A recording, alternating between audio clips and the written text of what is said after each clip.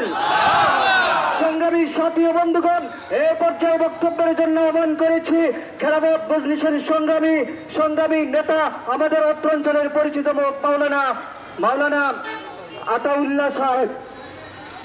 সংগ্রামী সাথী ও বন্ধুগণ, আপনারা জানেন অত্যন্ত ভারাক্রান্ত হৃদয় নিয়ে বলতে হচ্ছে, পবিত্র এই রমজান মাসেও আমার ভাই বোনরা নিরাপদ নয়।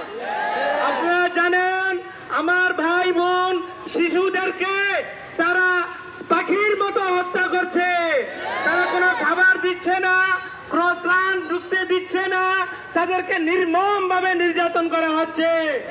আমরা পরিশেষে বলতে চাই, আমরা তাদের জন্য কিছু করতে পারছি না, আমরা শুধু একটি কাজ করব, আমরা তাদের কোনো পণ্য আমরা ব্যবহার করব না।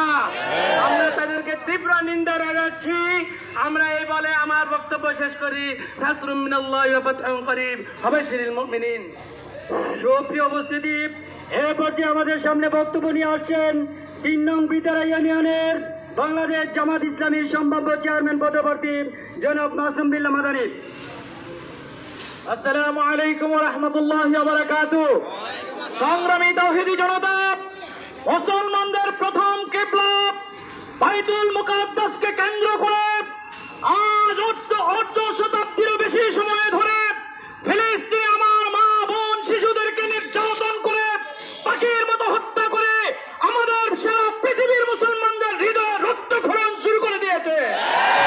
আজকে আমরা বাংলার প্রান্ত থেকে দায়িত্বহীন ভাষায় জানিয়ে দিতে চাই, আর একটি বোমা যদি ফিলিস্তিনে পড়ে সারা পৃথিবীর মুসলমান ঐক্যবদ্ধ হয়ে আমরা ইসরায়েল নামক এই প্রাণীদেরকে পৃথিবীর মানচিত্র থেকে উৎখাত করে দেব। আমরা শুধু তাদের পণ্য বয়কট নয়, ইহুদিদেরকে যেখানেই